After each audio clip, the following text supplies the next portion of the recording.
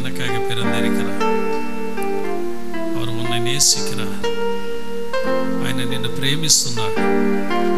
ఒక్కసారి నీ కుడి చేయి పైకెత్తి, యేసయ్యా నీవు నన్ను ప్రేమిస్తున్నావు, నీకు వందనాలయ్యా. నీకు నమ్మకం ఉంటేనే కుడి చేయి పైకెత్తు. యేసయ్య నన్ను ప్రేమిస్తున్నాడని నీకు నమ్మకం ఉంటేనే నీ కుడి చేయి పైకెత్తి, యేసయ్యా నీవు నన్ను ప్రేమిస్తున్నావు, నీకు వందనాలయ్యా. యేసయ్యా నా భర్తను ప్రేమిస్తున్నావు, నా బిడ్డలను ప్రేమిస్తున్నావు, నా కుటుంబాన్ని ప్రేమిస్తున్నావు. ఎంత మంచి దేవుడివి నాయన, ఎంత మంచి దేవుడివి నాయన, మంచి దేవుడివి నాయన. ఈ 2024 సంవత్సరంలో ప్రభు ఈ డిసెంబర్ మాసాన్ని చూడగలిగే కృపనిచ్చావు. 15 దినాలలో ప్రవేశింపజేశావు. నీకు వందనాలు నాయన. ఈరోజు పౌర్ణమి కదా, పౌర్ణమి అని కొందరు, ఓయమ్మ ఇది పౌర్ణమి, ఈరోజు నడిచిపోయేటప్పుడు జాగ్రత్త, దారులలో జాగ్రత్త, అది ఇది అనుకుంటున్నారేమో. 2024 సంవత్సరాల క్రితం సాతానుడి యొక్క క్రియలన్నిటినీ లయపరచడానికి, నిర్మూలన చేయడానికి పుట్టినటువంటి యేసయ్య ఇప్పుడు కూడా మన మధ్యలో ఉన్నందుకు చేతులు తడి దేవునామని మహిమపరుద్దాం. ఇప్పుడు కూడా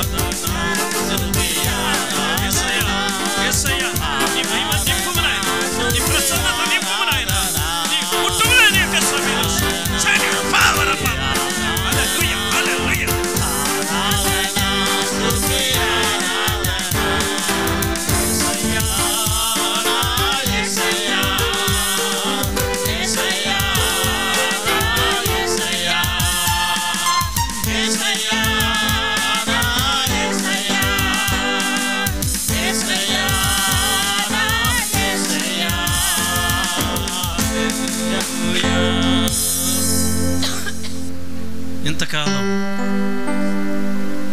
ఏ సమస్య నిన్ను దుఃఖపరిచింది? ఏ సమస్య చేత నీవు కుమిలిపోయి ఉన్నావు? ఎవరు నిన్ను కుమల చేస్తున్నారు? నీ హృదయాన్ని కృంగ చేస్తున్నారు? ఏ సమస్య నీ హృదయాన్ని కృంగదీస్తుంది? నీ కన్నీరు దేనికి? ఎవరి కొరకు ఏడుస్తున్నావు? నీ ఇంట్లో వాళ్ళే నీ కన్నీటికి కారణమై ఉన్నారా? నీకు తాళి కట్టిన వాడే నీ కన్నీటికి కారణమై ఉన్నాడా? నీ కడుపును పుట్టిన బిడ్డలే నీకు కన్నీరును కలుగు చేస్తున్నారా? కలత చెందద్దు.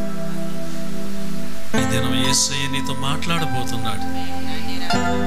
ఈరోజు యేసు నిన్ను దర్శించబోతున్నాడు. నీ తల్లి గర్భములో నీవు రూపింపబడక మునిపే నిన్ను చూసిన యేసయ్య జగత్తు పునాది వేయబడక మునిపే నిన్ను ఎరిగిన యేసయ్య, ఈ సమాజంలో నీవంటే ఎవరికీ గౌరవం లేదు, నీవంటే ఎవరికీ మర్యాద లేదు కదా. కానీ సమస్తమును ఎరిగిన సర్వశక్తి కలిగిన మహోన్నతుడైన దేవుడు, ధవళవర్ణుడు, రత్నవర్ణుడు, 10,000 మందిలో అతి కాంక్షణీయుడు నీ ముందు నిలబడి ఆయన అంటున్నాడు, నీవు నా కుమార్తెవు, నీవు నా బిడ్డవి, నా రక్తము చేత నేను నిన్ను కొన్నాను, నీ కొరకే నేను పుట్టాను. చేతులు తడి దేవుని నామని మహిమపరుద్దామా, చేతులు తడి దేవుని నామని మహిమపరుద్దామా.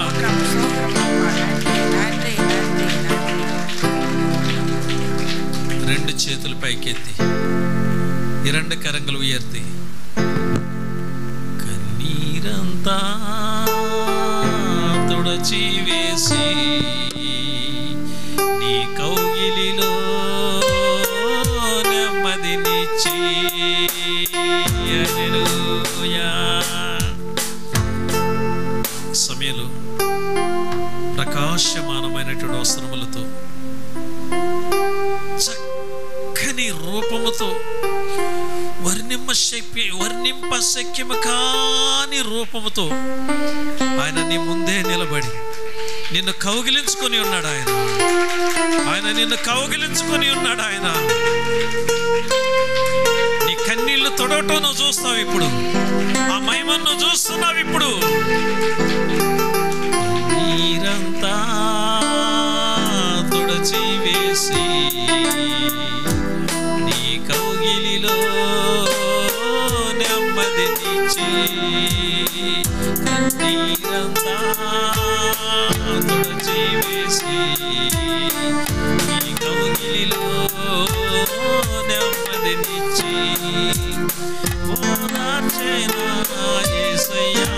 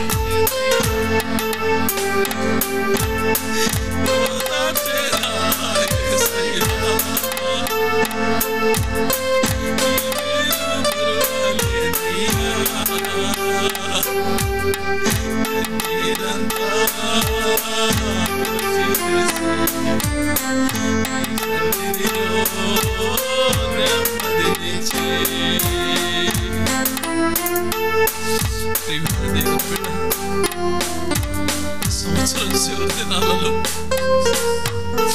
ఏంటి ప్రభువా, ఈ సంవత్సరం అంతా నీ సన్నిధానానికి వచ్చాను, నీ వాక్యాన్ని నమ్మానే, కానీ నాకంటూ ఒక విడుదల లేదా,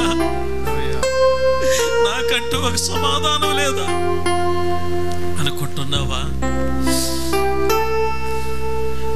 నా ప్రభు ఎక్కడో లేడు. ఆయనకి విరోధంగా నువ్వెంత జీవించినా,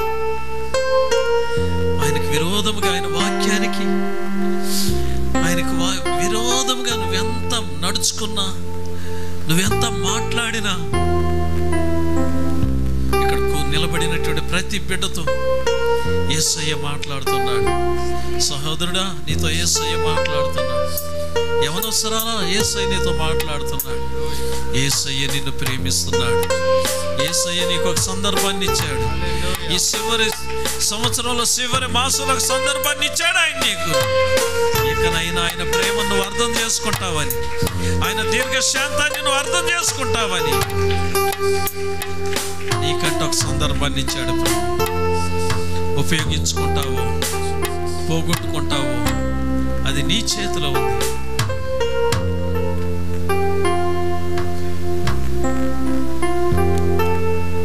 ఆయన కృపను పోగొట్టుకుంటావో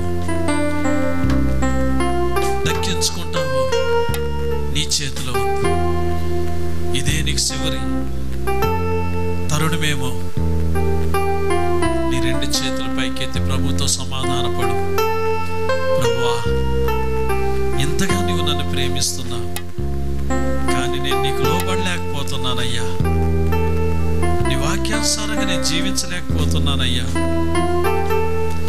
నా బలహీనతలను ఎరిగిన దేవా, నా బలహీనతల నుండి నాకు విడుదలను దయచేయండి. నీకు లోబడే కృపను దయచేయి నాయన. నీ అడుగుజాడలలో నడిచే కృపను దయచేయి నాయన. పలుకు, దయచేసి పలుకు పలుకు.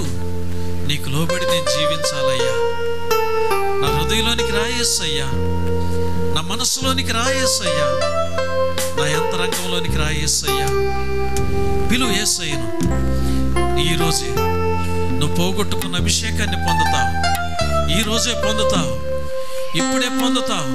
నీ మనసారా నువ్వు పిలిస్తే, నీ మనసారా యేసయ్యకి నీ హృదయంలో చోటిస్తే, నీ మనసారా యేసయ్యను రమ్మని పిలిస్తే, నా దేవుని యొక్క అభిషేకం అగ్నిలా నీ మీదకి దిగవచ్చు. నీ యొక్క దినాన పరిశుద్ధాత్మ అగ్ని నీ మీదకి దిగవచ్చును, నీ హృదయంలోనికి దిగవచ్చును, నీ అంతరంగంలోనికి దిగవచ్చును. హల్లెలూయా, హల్లెలూయా, హల్లెలూయా, హల్లెలూయా, హల్లెలూయా. ఓ హల్లెలూయా, hallelujah. Jehovah Jireh, Jehovah Rapha, Jehovah Shammah, Jehovah Nissi. Come on. సంవత్సరంలో చివరి దినాలలో మనం ఉన్నాం బ్రదర్. పోగొట్టుకున్న అభిషేకం మరలా నీ మీదకి రానున్నది. కృంగిపోవద్దు నీవు, కృంగిపోవద్దు నీవు, పడిపోవద్దు నీవు. జయము నీదే, జయము నీదే, జయము నీదే. నా దేవుడు నిన్ను ఆశీర్వదించబోతున్నాడు. చేతులు తడి దేవుని నామమున మహిమపరచు. జయము నీదే, జయము నీదే. వెట్రి ఉమ్మడిందా. ఎవరు బిడ్డ, ఎవరు బిడ్డ, ఎవరు బిడ్డ, ఎవరు బిడ్డ. హల్లెలూయా.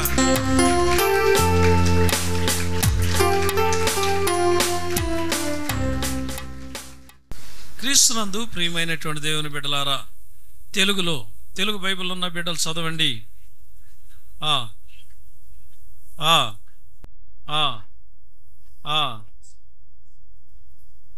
ఇంగ్లీష్లో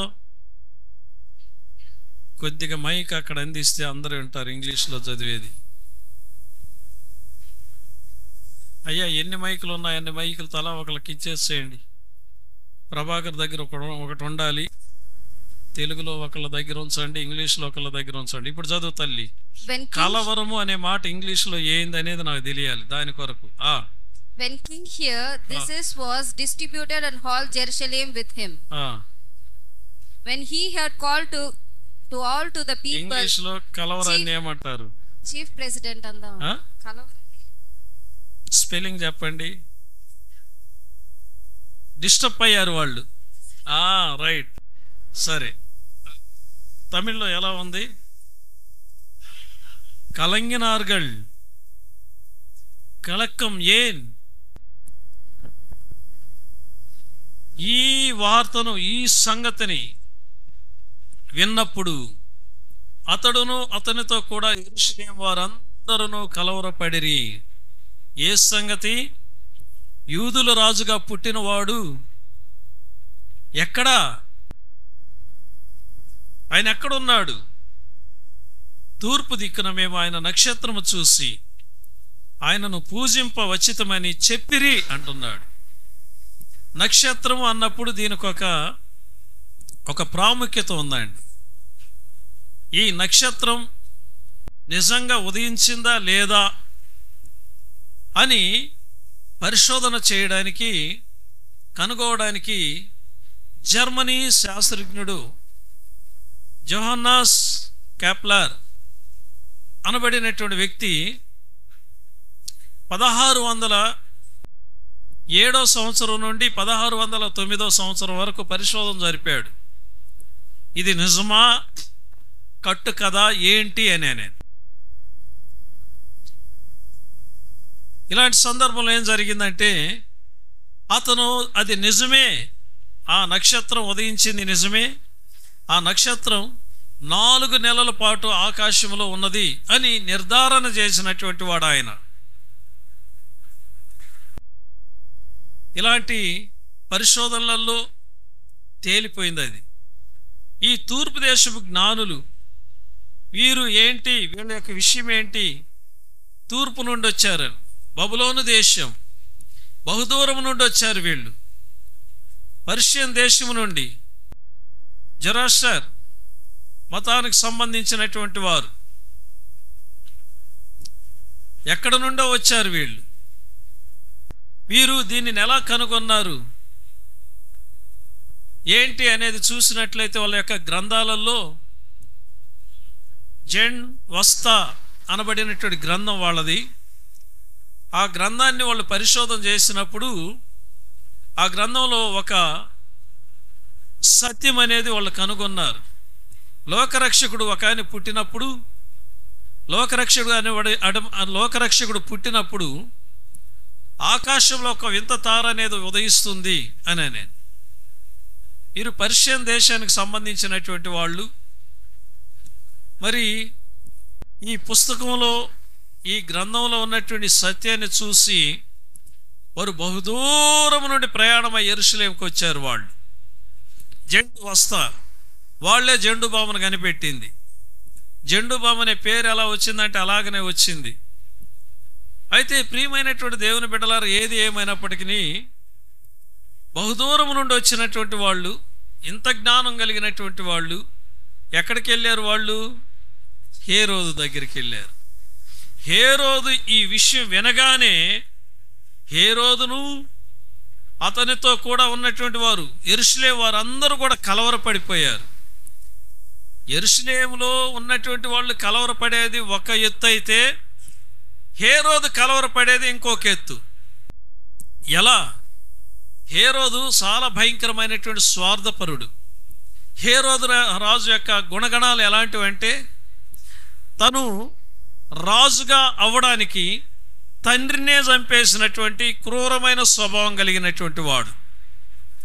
తన తర్వాత తన కుమారులు రాజులు అవుతారేమో అని తన 6 కుమారులను చంపేపించినటువంటి రాజు హేరోదు.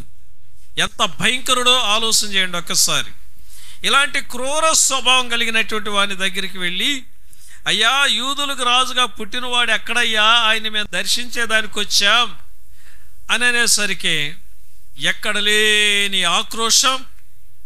ఆక్రోశాన్ని అణుచుకొని వాళ్ళతో రహస్యంగా మాట్లాడుతున్నాడు. ఆయన ఎక్కడున్నాడు ఏంటి తెలుసుకొని రండి, నేను కూడా వచ్చి పూజిస్తానని. కలవరం అయిపోయింది.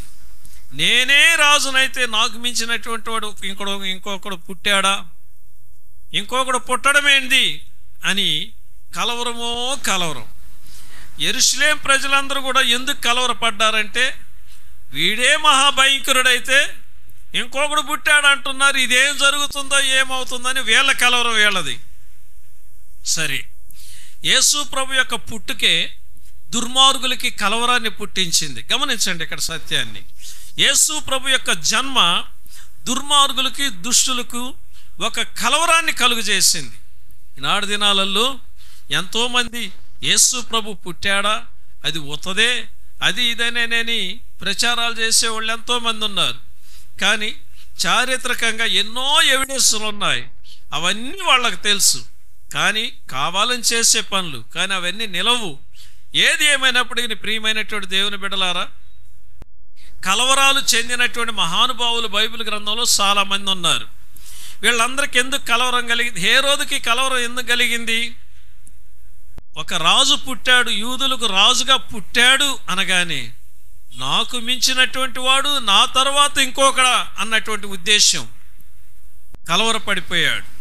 యెరూషలేము ప్రజల యొక్క కలవరం ఏంటంటే, ఇతనే మహాభయంకరుడైతే ఇతనికి మించి ఇంకొక రాజు పుట్టడమేంది అనేది వాళ్ళ కలవరం. అయితే బైబిల్ గ్రంథంలో కొందరు కలవరాలు చెందినటువంటి వాళ్ళు ఉన్నారు. వాళ్ళు ఎలాంటి సందర్భాలలో ఎలాంటి కలవరాలు చెందారన్నది మన వాక్యంలో చూద్దాం. ఆదికాండం 48వ అధ్యాయం 8వ వచనాన్ని మనం చూసినట్లయితే, ఫరో ఒక కలగన్నాడు. ఆ కలలో ఆయనకు వచ్చినటువంటి ఆ యొక్క కార్యాలను చూసి ఆయన చాలా కలవరపడ్డాడు. ఎలా కలవరపడ్డాడు? తెల్లవారినప్పుడు అతని మనస్సు కలవరపడెను అంటున్నాడు. ఒక కలగన్నాడు. ఆ కలను చూసి అతను కలవరపడిపోయాడు. మనసంతా నెమ్మది లేదు. ఆ కలకు భావం చెప్పగలిగేవాడు యోసేపు వచ్చి చెప్పిన తర్వాత అతని యొక్క మనస్సు మరి సమ్మతపడిపోయిందండి. ఇంకొక ఆయన ఉన్నాడు.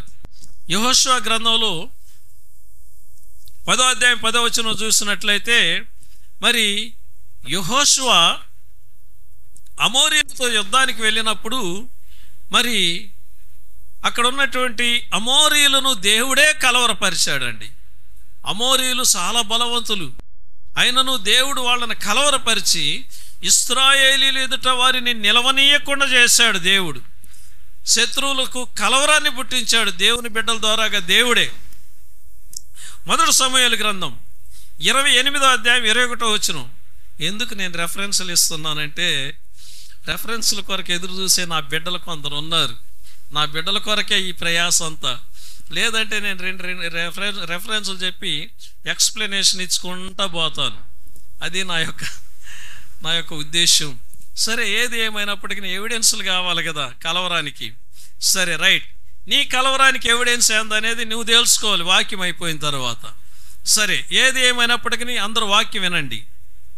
1 సమూయేలు గ్రంథం 28వ అధ్యాయం 21వ వచనంలో, అప్పుడు ఆ స్త్రీ సౌలు దగ్గరకు వచ్చి అతడు బహుగా కలవరపడుట చూసి అంటున్నాడు. బహుగా కలవరపడుతున్నాడు సౌలు. ఎందుకు కలవరపడుతున్నాడు? ప్రియమైనటువంటి దేవుని బిడ్డలారా, ఆ యొక్క ప్యాసేజ్ చదివేటప్పుడు, ఆ భాగం చదివేటప్పుడు మనకే దుఃఖంగా ఉంటుందండి. ఎందుకు బహుగా కలవరపడుతున్నాడు? రాత్రి బహుళ నిద్ర లేదు, నెమ్మది లేదు, సమాధానం లేదు. ఎందుకు లేదంటే దేవుని ఆజ్ఞలను విడనాడి దేవుడిచ్చినటువంటి శాసనాన్ని గైకొనకుండా, దేవుడిచ్చినటువంటి ఆజ్ఞలను తొంగలో దొక్కి, దేవుడిచ్చినటువంటి విధులను తొంగలో దొక్కి తన సొంత జ్ఞానాన్ని ఆధారం చేసుకొని తన ఇష్టానుసారంగా తను ప్రవర్తించిన విధానాన్ని బట్టి దేవుడు సౌలును చెయ్యి వదిలేశాడు. దేవుడు సౌలును చెయ్యి వదిలిన తరువాత ఎక్కడ లేని యుద్ధాలు, నెమ్మది లేదు, సమాధానం లేదు, కుటుంబం గందరగోళం అయిపోయింది, తన యొక్క స్థితే గందరగోళం అయిపోయింది. చివరికి ఏ దర్శనాలు తెలియటం లేదు. ఆయనకి ఏదైనా ఒక సలహా చెప్పేదానికి దైవజనుడైనటువంటి సమూయేలు లేడు, ఆయన చనిపోయాడు. ఇప్పుడు అల్లకల్లోలం అయిపోతున్నాడు, కలవరం చెందిపోతున్నాడు ఆయన. ఇలాంటి సందర్భంలో ఒక కర్ణపిశాసం, ఒక అంజన వేసే ఒక స్త్రీ దగ్గరికి వెళ్ళాడు. అంటే మీకు అర్థమయ్యే రీతిలో చెప్తున్నాను. అంజన వేసి చెప్పే ఒక స్త్రీ దగ్గరికి వెళ్ళాడు ఆయన. వెళ్ళినప్పుడు అప్పుడు ఆమె సమూయేలు యొక్క ఆత్మను పైకి రప్పిస్తుందండి. కానీ ఆయన సమూయేలని ఈమెకు తెలియదు. అప్పుడు ఈయన కనుగొని, అయ్యా, సమూయేలు అడుగుతాడు, నన్ను ఎందుకు తొందర చేస్తున్నావు? నువ్వు నన్నెందుకు పైకి రప్పించావు? ఏంది నీ సంగతి అంటే, అయ్యా, నేను బహు ఇక్కట్లో ఉన్నాను, బహు బాధలో ఉన్నాను, నాకు సలహా ఇచ్చేవాళ్ళు ఎవరు లేరయ్యా, నా పరిస్థితి ఇదంటే సమూయేలు ఆత్మ అంటుంది, దేవుడే నిన్ను విడిచిపెట్టినప్పుడు, దేవుడే నీకు పగవాడైనప్పుడు ఎవరేం చేస్తారయ్యా అని అంటాడు. ఎంత వేదనగా ఉంటుంది, ఎంత బాధగా ఉంటుందంటే ఆలోచన చేయండి. రాత్రి బౌలు కడుపుకి అన్నం ఉండదు, కంటికి నిద్ర ఉండదు. ఒక కర్ణపిశాసం, ఒక జ్యోతిష్యం చెప్పే ఒక సిల్లంగి స్త్రీ దగ్గరికి వెళ్తాడు. ఆమె ఆయనకు అన్నం చేసి పెడుతుందండి. అమ్మంటుందయ్యా, నువ్వెందుకయ్యా బహుగా కలవరపడుతున్నావు? కొద్దిగా ఆహారం తిని నీ ప్రాణాన్ని నెమ్మదిపరుచుకో, రేపు నువ్వు వెళ్ళేదానికి కొద్దిగా శక్తి కావాలి కదా అని. ప్రియమైనటువంటి దేవుని బిడ్డలారా, మన యొక్క జీవితాలలో వాక్యాన్ని వినే, నీ జీవితంలో నా జీవితంలో వాక్యం వినేటప్పుడు ఈ వాక్యానికి నాకు ఏమన్నా సంబంధం ఉందా లేదా అని చూసుకునేదే క్రైస్తవ బిడ్డల యొక్క లక్షణం. ఈ వాక్యాన్ని వింటున్నటువంటి మనము కలవరం చెందుతూ ఉంటాం. కుటుంబాలలో కలవరం ఉంటుంది, కుటుంబాలలో గజిబిజి గందరగోళం ఉంటుంది. దేని కొరకు ఉంటుంది, దేనికి నాకు ఈ పరిస్థితి వచ్చింది అనేది మనం గ్రహించగలిగితే దేవుని అనుగ్రహాన్ని పొందడానికి ముందుకు వెళ్ళేదానికి అవకాశం ఉంటుందండి. కానీ దేవుని యొక్క అనుగ్రహాన్ని పొందాలని సౌలు ఎంత ప్రయాసపడినా అది దొరకలేదు, ఆ కృప ఆయనని విడిచిపోయింది. సరే, ఏది ఏమైనప్పటికీ దానియేలు గ్రంథం 5వ అధ్యాయం 6వ వచనంలోకి వద్దాం. దానియేలు గ్రంథంలో బెల్షజరు ఏం చేశాడంటే అతని మనస్సునందు కలవరపడగా అంటున్నాడు.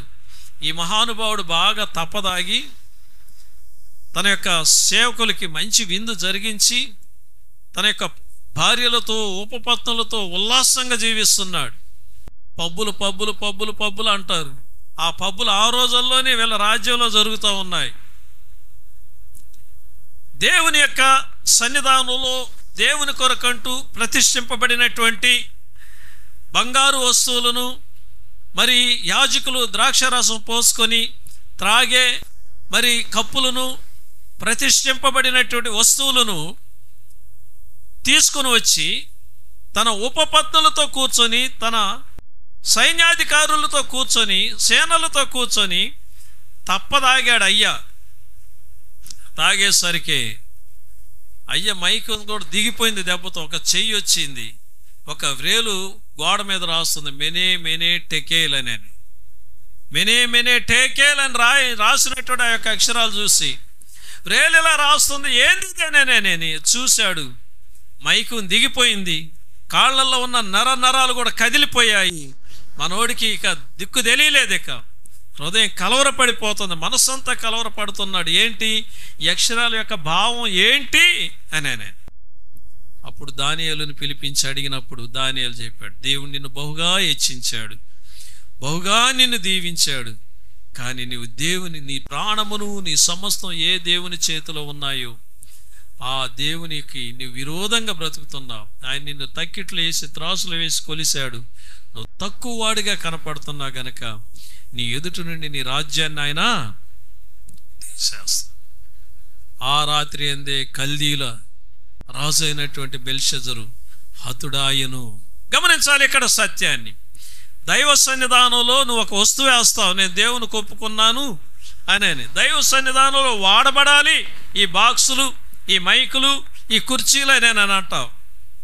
నీకు ఒక అవసరం వచ్చేసరికి మేమేసినాయి కదా, మేము దేశకపోతే ఎవరు దేశపోతారు అని నేను మీసాలు తిప్పి సవాలు తిప్పితే జరిగేది ఇదే అని భూషణ పాష చెప్పలా. అయ్యా అందరూ వినాలి, అందరికీ మాట అర్థమవుతుందా? అందరికీ దైవ సన్నిధానంలో ఉన్నాయి, దైవ సన్నిధానంలోనే ఉంచాలి. నీ వీరత్వం సూరత్వం చూపించి వాడుకుంటే నిన్ను అడ్డుకునే వాళ్ళు ఎవరు ఉండరు, కానీ నష్టపోయేది నువ్వే. దేవుడు నిన్నెంతో ఆశీర్వదించాడు. అదే దానియేలు బెల్షజర్తో అంటున్నాడు, దేవుడు నిన్నెంతో ఆశీర్వదించాడు, దేవుడు నిన్నెంతో హెచ్చించాడు, దేవుడు నిన్ను గొప్ప స్థానంలో పెట్టాడు, కానీ నువ్వు పొరపాటు చేసావు. నువ్వు దేవుని దృష్టిలో తక్కువ వాడివిగా కనపడ్డావు. దేవుడు నీకు ఎంతో ఇచ్చాడు. 4 కుర్చీలు తెచ్చుకోలేవా నీ కార్యానికి? దేవుడు నీకు ఎంతో ఇచ్చాడు. నీ ఇంటి దగ్గర కూటం పెట్టుకుంటే ఒక బాక్స్ తెచ్చి పాటలు పాడేసుకోలేవా? దేవుడు నీకు ఎంతో ఇచ్చాడు. ఈ వాక్యాన్ని యూట్యూబ్లో అందరూ చూస్తున్నారు. ఈ వాక్యం నీకే కదా, అందరికి యూట్యూబ్లో చూసే వాళ్ళకు కూడా ఇది. కనుక కలవరం చెందకు, ఆ పరిస్థితి రానిచ్చుకోకు. కనుక క్రీస్తునందు ప్రియమైన దేవుని బిడ్డలారు, కొన్ని సందర్భాలలో మన బ్రతుకంతా కలవరంతోనే నిండిపోతుంది. కారణం ఎక్కడ మనం తప్పు చేశాం, ఎక్కడ మనం తప్పటడుగేసాం, ఎక్కడ మనం దేవునికి బాధ కలుగు చేశాం, ఎక్కడ దేవునికి కోపం కలుగు చేశాం, ఎక్కడ దేవుని యొక్క మనస్సును బాధ పెట్టాం, మనం అర్థం చేసుకున్నామంటే నువ్వు దేవునికి దగ్గర అయ్యేదానికి అవకాశం ఉంటుంది. కాదు నేను వాళ్ళాలి ఏళ్ళాలి అట్టగాదులు ఎట్టగాదులే, నేను మంచోడినే, నేను మంచిదాన్ని అనుకుంటే నువ్వు ఇంకా కిందకు పోతావు. నీకేది కావాలో నువ్వు కోరుకో. సంవత్సరం చివరి దినాలలో ఉన్నాం మనం.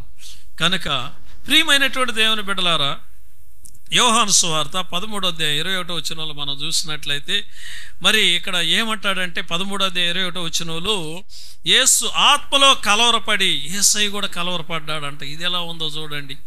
ఆయనకి ఎందుకు కలవరం వచ్చిందో, ఏం రావనమ్మా, ఆయనకి ఎందుకు బాధ కలిగిందో. ఆయనే దేవకుమారుడు, ఆయనే దైవ కుమారుడు. ఆయన అందరూ మనస్సునందు కలవరపడితే, అందరూ బహుగా కలవరపడితే, యేసు ప్రభు మాత్రం ఆత్మలో కలవరపడి వేదన. ఆత్మలో కలవరం అంటే చిన్న విషయం అది కాదు. గడ్డపార తీసుకొని గుండెల్లో నరాలతో కూడా తెగిపోయి అవతలకి దిగే ఒక బాధకరమైనటువంటి విషయం అది, ఆత్మలో కలవరపడడం అంటే. యేసయ్యకు ఎందుకు వచ్చింది ఆ కలవరం? దేనికి వచ్చింది ఆ కలవరం? ఈ యొక్క మరి యోహాను సువార్త 13:21 చూస్తే, మీలో ఒకడు నన్ను అప్పగించునని మీతో నిశ్చయముగా చెప్పుచున్నానని రూఢిగా చెప్పాను. మీలో ఒకడు నన్ను అప్పగించు. గమనించాలి, ఈ 2024 సంవత్సరంలో నువ్వెంతమందితో స్నేహం చేశావో, నువ్వెవరెవరితో స్నేహం చేశావో, నువ్వు స్నేహం చేసిన వాళ్ళే నిన్ను బట్టిచ్చారేమో. ఏ విషయాలలో బట్టిచ్చారో నాకు తెలియదు.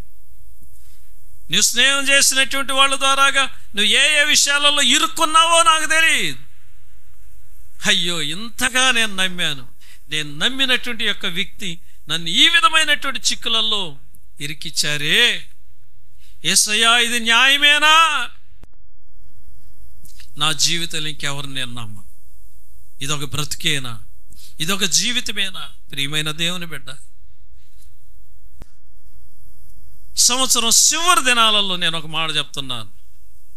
నువ్వు బాగా బ్రతికేటప్పుడు, నీ దారి నువ్వు వెళ్ళేటప్పుడు, నీ బ్రతుకు నువ్వు బ్రతికేటప్పుడు, నిన్ను ఏదో ఒక విషయంలో ఇరికించడానికి, నిన్ను ఏదో ఒక సమస్యలలో ఇరికించడానికి, నీ మనస్సును మార్చడానికి, నిన్ను తప్పుదోవ పట్టించి నిన్ను పాడు చేయటానికి రెడీగా ఉంటారు. గుర్తుపెట్టుకోండి.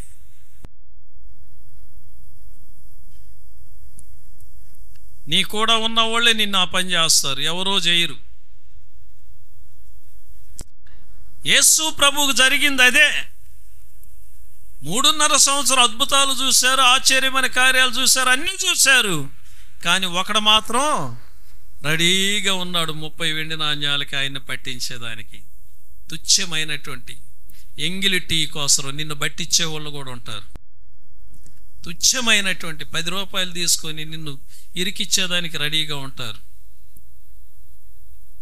తుచ్చమైన ఎంగిలి మెతుకులు తిని నీ నెత్తిన చేతులు పెట్టేదానికి రెడీగా ఉంటారు. భూషణం పాష చెప్పే మాటలు కాదు, సమాజంలో జరిగేదే, మనం చూసే విషయాలే ఇవన్నీ కూడా. కానీ క్రైస్తవ బిడ్డగా దైవ సన్నిధానానికి వస్తూ దేవుని యొక్క వాక్యాన్ని వింటున్నటువంటి నువ్వు ఏ విధమైన జ్ఞానం కలిగి ఉన్నావు, ఏ విధమైన ఆలోచనలు కలిగి ఉన్నావు, నువ్వు ఏ విధంగా ఉన్నావు దేవుని యొక్క దృష్టికి, దాన్ని పరిశోధన చేసుకో. సంవత్సరం చివరి దినాలలో ఉన్నావు. కలవరం దేనికి? యేసు ప్రభువే కలవరపడిపోయాడు. ఎందుకు ఆయనకు అంత బాధ అంటే, నాతో ఉన్నావు, నాతో కూర్చున్నావు, నాతో కలిసి ఒకే కంచంలో భోంచేసావు, నాతో కలిసి ఒకే పాత్రలోనిది త్రాగావు, నాతో కలిసి ప్రయాణం చేశావు, అద్భుతాలు చూసావు, ఆశ్చర్యమైన కార్యాలను చూసావు. యూదా, నువ్వు చేయవలసినది త్వరగా చెయ్యి. మిత్రమా, స్నేహితుడా, ప్రియమైన దేవుని బిడ్డలారా, ఈ యొక్క ఉదయకాల సమయంలో యేసు ప్రభు ఆత్మలో కలవరపడ్డాడు. అందుకని యేసు ప్రభు వారు ఏమంటాడంటే, తన శిష్యులతో, ఆయన నమ్మి ఆయనను వెంబడిస్తున్నటువంటి శిష్యులతో అంటాడు, యోహాను సువార్త 14:1 మీ హృదయములను కలవరపడనీయకుడి అంటున్నాడు. నేను శిష్యులు కూడా కలవరం అయిపోయింది వాళ్ళ హృదయాలకి. దేనికి కలవరం చెందారంటే, వాళ్ళు యేసు ప్రభు అన్నాడు, మీలో ఒకడు నన్ను అప్పగిస్తాడు అని. నేను చనిపోతాను, తిరిగి నేను 3వ దినాన్ని లేస్తాను, నేను తండ్రి దగ్గరికి వెళ్తాను. అయ్యో, 3.5 సంవత్సరం నిన్ను వెంబడించాం యేసయ్యా, యేసయ్యా, 3.5 సంవత్సరం నిన్ను వెంబడించాం. ఈ 3.5 సంవత్సరం ఎలా పోయిందో మాకు తెలియలేదయ్యా. నీతో ఉన్నంత కాలం ఎలా గడిచిందో తెలియలేదయ్యా. నీ వెళితే మేము ఎలా ప్రభువా, మా పరిస్థితి ఏంది ప్రభువా అని హృదయంలో కలవరం చెందారు వాళ్ళు. హృదయంలో కలవరం చెందినప్పుడు ప్రభు వాళ్ళకు ఒక అభయం ఇస్తున్నాడు, మీ హృదయములను కలవరపడనీయొద్దు. నా తండ్రి అంటే అనేక నివాసాలు ఉన్నాయి. నేను ఎందుకు వెళ్తున్నానంటే, నేనుండు స్థలంలో మీరుండులాగనా, నేనుండు స్థలంలో మీరుండులా స్థలమును సిద్ధపరిచేదానికి వెళ్తున్నా. తనను వెంబడించినటువంటి శిష్యులకు అభయాన్ని ఇస్తున్నాడు ఆయన. తనను వెంబడిస్తున్నటువంటి శిష్యులు కలవరానికి జవాబు చెప్తున్నాడు, వాళ్ళని బలపరుస్తున్నాడు ఆయన. ఆ క్రింద చెప్పుకుంటా వస్తాడు, నా యందు విశ్వాసం ఉంచే మీరు నాకంటే గొప్ప కార్యాలు చేస్తారని వాళ్ళను బలపరుస్తున్నాడు. మిమ్మల్ని అనాథులుగా విడిచిపెట్టనంటున్నాడు. సంవత్సరం చివరి దినాలలో ఉన్నటువంటి నా తల్లులారా, నా అక్కలారా, నా చెల్లెళ్ళారా, నా అన్నలారా, నా తమ్ముళ్ళారా, సంవత్సరం చివరి దినాలలో మనం ఉన్నాం. ఈ సంవత్సరం ఎట్నో దొర్లుకుంటా వచ్చేసాం ప్రభువా. నెక్స్ట్ ఇయర్ ఏంది ప్రభు, మా పిల్ల సంగతి ఏంది ప్రభు, నా కుమార్తె సంగతి ఏంది, నా కుమారుడి సంగతి ఏంది, నా కుమారుడికి పెళ్లి చేయాలని, నా కుమార్తెకి పెళ్లి చేయాలని, నా కుమార్తె యొక్క చదువు సంగతి ఏంది ప్రభువా. ఇన్ని సంవత్సరాలు అప్పుల బాధలలో మునిగి తేలాను ప్రభువా. ఈ అప్పుల నుండి ఎప్పుడు బయటపడాలి ప్రభువా.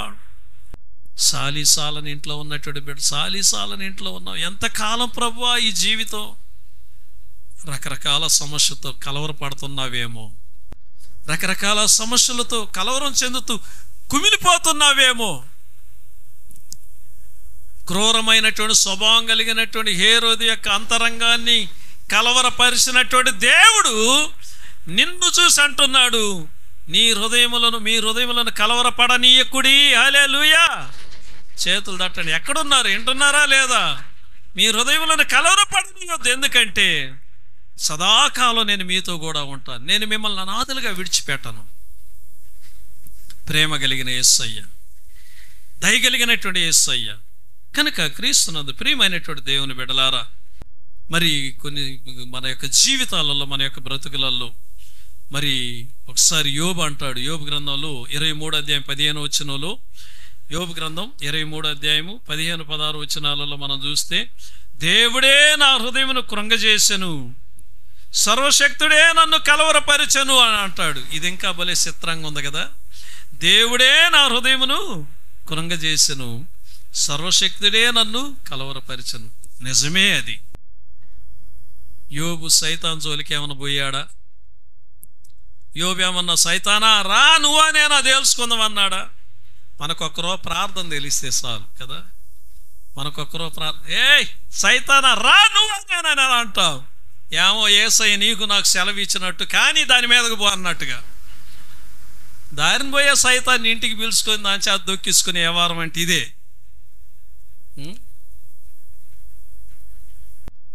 పాత నిబంధనలో యోబు నీతివంతుడు, యథార్థవర్తనుడు, దేవుని యందు భయభక్తులు కలిగినటువంటి వాడు, న్యాయవంతుడు. అలాంటి వాని కుటుంబంలోనికి దేవుడు సాతానుని అనుమతించాడు. సాతానుడు ప్రభువును ప్రేరేపించిన విధానాన్ని బట్టి అనుమతించాడు. యోబు కుటుంబం చిన్న భిన్నమైపోయింది వాస్తవమే, కానీ ఆయన కలవరాలకు, వేదనలకి, దుఃఖానికి గురయ్యాడు వాస్తవమే.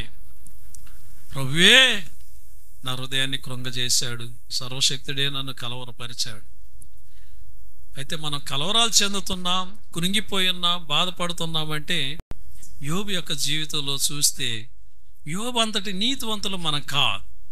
అయితే కొన్ని సందర్భాలలో ఇలాంటి పరిస్థితుల్లో యోబు ఎంతో బాధతో ఆ మాట పలికి, అదే యోబు ఏమంటున్నాడంటే 42 అధ్యాయంలోకి వద్దాం. 42 అధ్యాయం 2వ వచనాన్ని చూద్దాం ఒక్కసారి. చదవండి. யோபு கிரந்தம் 42 అధ్యాయము. தேவரீர் சகலத்தையும் செய்ய வல்லவர். అబ్బా నువ్వు సమస్తమైన క్రియలను చేయగలవనియు, நீர் செய்ய நினைத்தது నీవు ఉద్దేశించినది తడైపడాదు என்பதை அறிந்திருக்கிறேன். నిష్ఫలం కాదనియు నేను ఇప్పుడు తెలుసుకుంటుని అంటున్నాడు. ఆయన అద్భుతాలను చేయవాడని, అతిశయమైన కార్యాలను చేసేవాడని, ఆశ్చర్యమైన కార్యాలను చేసేవాడని ప్రభువా ఇప్పుడు నేను ఎరిగి నన్ను నేను అసహించుకుంటున్నానయ్యా. ఆలోచనలో నేను పశ్చాత్తాపడుతున్నాను ప్రభువా అని అంటాడు. ప్రియమైన దేవుని బిడ్డ, నీ శత్రువులకు కలవరం పుట్టించి నిన్ను ఓదార్చే ప్రభు నీ కొరకు పుట్టాడు. కలవరం చెందకు, కలవరపడకు.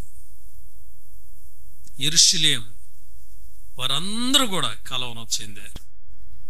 యెరూషలేములో ఉన్నటువంటి వారందరూ, హేరోదు అందరూ కలవరం చెందారు.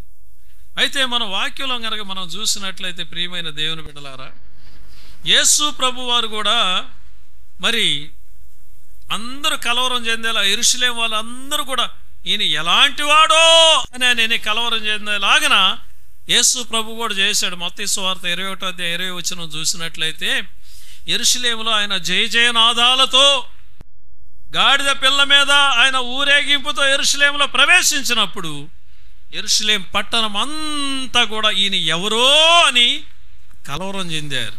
ఈయన ఎవరు? అలాంటి వాడు మన ప్రభు. సంవత్సరం చివరి దినాలలో మనమున్నాం. క్రైస్తవులమని పేరు పెట్టుకొని క్రీస్తు లేని జీవితం మనం జీవించకూడదు.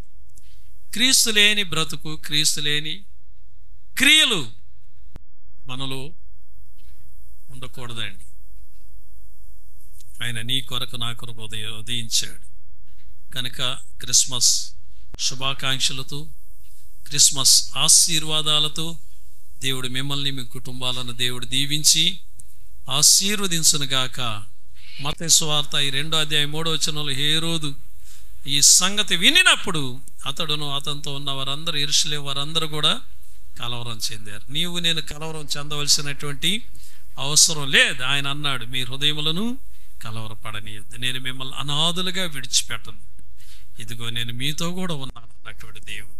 ప్రభువు కృప సమాధానం మీతో సదాకాలం ఉండునుగాక. హల్లెలూయా. అందరూ లేచి నిలబడదాం. ఒక పాట పాడుచుండగా కానుకలు ఎత్తబడతాయి.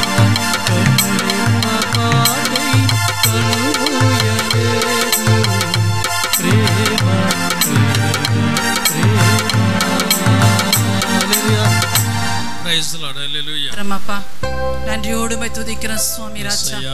சர்வ வல்லமையில தேவனே நாங்கள் ஸ்தோத்தரிக்கிறோம் சுவாமி. இந்த நாளிலே கூட தகப்பனே ராஜா எங்களோடு பேசினுடைய வார்த்தைக்காய் நன்றி செலுத்துகிறோம் சுவாமி. உங்கள் இருதயங்கள் கலங்காதிருப்பதாக என்று சொன்னீர் தகப்பனே ராஜா. அப்பா, எங்கள் ஒவ்வொரு குடும்பத்தில் இருக்கிறப்பா ஒவ்வொரு தேவைகளையும் என் தேவன் அறிந்திருக்கிறீர் சுவாமி ராஜா. தேவைகளை சந்திக்கிறவர் நீராண்டவரே. அப்பா, இந்த வருஷத்தின் கடைசியில மாதத்துல தகப்பனே, இந்த கடைசி நாட்களில தகப்பனே ராஜா, என் குடும்பங்களுக்கு ஒவ்வொருடைய குறைவுகளை என் தேவன் நிறைவாக்கும் நாங்கள் ஜெபிக்கிறோம் சுவாமி ராஜா. அப்பா, வரப்போகிற பண்டிகை நாட்களில் ஆகட்டும் தகப்பனே ராஜா. அப்பா, பெண்கள் ஐக்கிய கூடுக்கை ஆகட்டும் ராஜா. இன்னும் ஆண்டவரே நியூ இயர் ஆராதனை ஆகட்டும், ஒவ்வொரு காரியத்திலும் என் தேவன் நீர் கூட இருப்பீராக சுவாமி ராஜா. சேர்ந்து வந்த ஒவ்வொரு குடும்பத்தை என் தேவன் தாமே ஆசீர்வதித்து வழிநடத்தும்படியாக ஜெபிக்கிறோம் சுவாமி ராஜா. கொடுத்த காணிக்கையும் ராஜ்யத்துக்கு நீர் பயன்படுத்துங்க சுவாமி. உடைய நாமம் மாத்திரம் மகிமைப்பட உதவி செய்யுங்க. இயேசுவின் நாமத்தில் ஜெபிக்கிற நல்ல ஆண்டவரே, ஆமென். పరలోకమందున్న మా తండ్రి, నీ నామం పరిశుద్ధపరచుగాక. உடைய ராஜ்யம் வருவதாக. உடைய சித்தம் பரலோகத்தில் செய்யப்படுவது போல பூலோகத்திலும் செய்யப்படுவதாக. எங்களுக்கு வேண்டிய அனுதின உணவை எங்களுக்கு தந்தாலும் நீ கடனால எங்களை மன்னிக்கிறது போல நீ கடன்களை மன்னிங்க தகப்பனே. எங்களை சோதனைக்கு உட்படாதபடிக்கு தீர்ந்து ராஜ்யத்தின் மன்மம். ஏனென்றால் ராஜ்யம் மகிமை உம்முடையதாக தகப்பனே. కట్టే రాజ్యమును మహిమయు ప్రభావం నీవన్నా తండ్రి. ఆమేన్. ఆశీర్వాదంబుల్ మా మీద వర్షింపచేయుమీశా.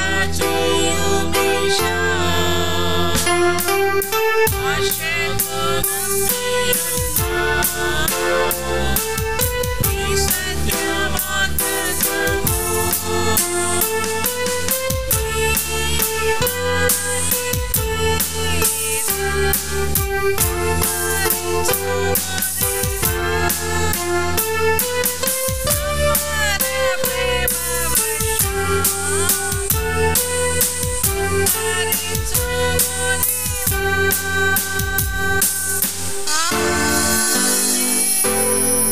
ఆశీర్వాదం